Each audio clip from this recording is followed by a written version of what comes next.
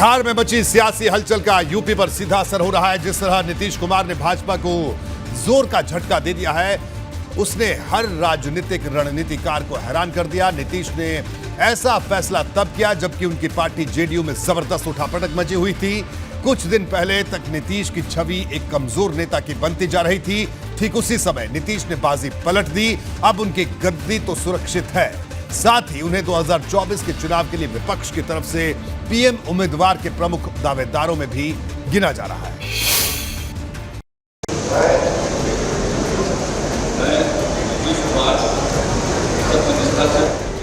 नीतीश कुमार की बिहार के मुख्यमंत्री पद की ये 8वीं शपथ है। सियासत के जितने धूप छांव नीतीश ने देखे हैं और रणनीति के जितने फॉर्मूले उनके नाम पर दर्ज हैं, वैसा रिकॉर्ड कम ही नेताओं के नाम होगा। तभी तो नीतीश करीब 17 सालों से बिहार के मुख्यमंत्री पद पर काबिज थे, वो भी तब जब उनकी अपनी पार्टी को कभी बहुमत नहीं मिल पाया। फिर भी वो सत्ता में रहने के लिए बहुमत के गणित का जुगाड़ करते रहे। कभी लालू को झटका दिया तो कभी भाजपा को। राजनीति का अंतिम सत्य सत्ता है। अगर राजनीति की राह पर सत्ता याद नहीं आई तो इतिहास बनते देर नहीं लगती। इसलिए नीतीश पहले सत्ता का जुगाड़ करते हैं। इसके लिए नंबर गेम का फॉर्मूला तय करते हैं। फिर अपने विरोधियों की तो छोड़िए, सहयोगियों के खिलाफ भी चुभने वाला कदम उठाते हैं। हर बार उनकी दलील अलग होती है, इस बार भी अलग है। लेकिन फिर भी हम तो चाहते नहीं थे बनना। हम तो उस चुनाव के बाद नहीं बनना चाहते थे मुख्यमंत्री, लेकिन मुझ पर पूरा चारों तरफ से करके दबाव कि नहीं आप संभालिए, हम कर लिए। लेकिन बाद के दिनों में जो कुछ भी हो रहा था आप देख रहे थे ना। और पिछले 1.5-2 महीने से हम किससे बात कर रहे हैं, आप लोगों से क्या क्या किया गया है। कल तक साथ रही भाजपा को अब नीतीश कुमार ने अपना विरोधी बना लिया है। सत्ता से बेदखल कर विपक्ष में खड़ा कर दिया है। सहारा भतीजे तेजस्वी का है। लालू के लाल तेजस्वी ने नीतीश की गोटी लाल करने में उनकी पूरी मदद की। अब राज्य के उप मुख्यमंत्री बन चुके हैं और भाजपा को ललकार रहे हैं। यानी रातों रात महागठबंधन फॉर्मूले ने पूरा समीकरण बदल दिया।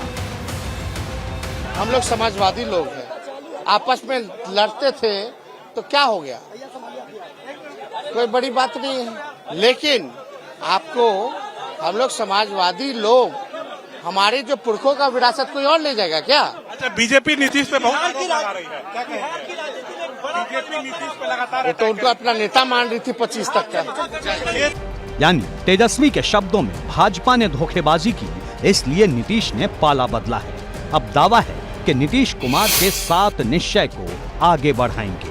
हम लोग और माननीय मुख्यमंत्री जी का पहले से ही 7 निश्चय चलता रहा। उस चीजों को, बिहार की गरीबी को, दुख दर्द को हम लोग मिटाएंगे, एक नए मुकाम पे ले जाएंगे आदरणीय नीतीश कुमार जी के नेतृत्व में।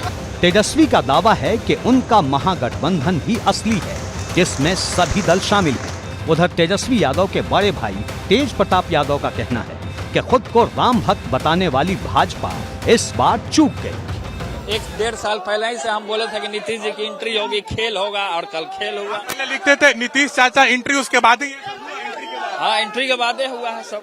उधर बीजेपी लगातार नीतीश जी को कह रही है कि हम बीजेपी राम को मानती थी, भगवान राम को मानती थी, वही भगवान राम उन लोगों के ऊपर बाण छोड़ दिए, भगा दिए।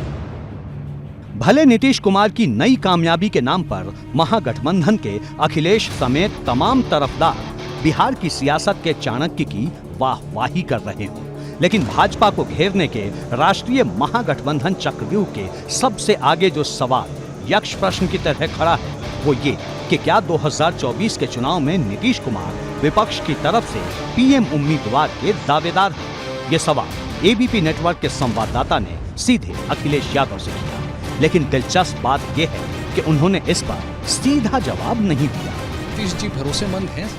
देखिए, मैं उनके लिए कुछ नहीं कह सकता क्योंकि मैं बहुत जानकारी नहीं रखता हूं, मैंने बहुत ज्यादा उनके साथ काम नहीं किया।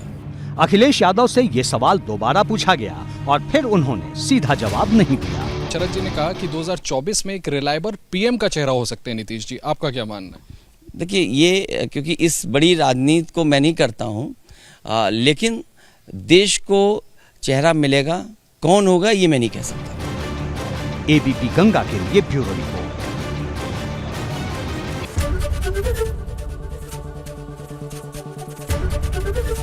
एबीपी गंगा, खबर आपकी, जुबान आपकी।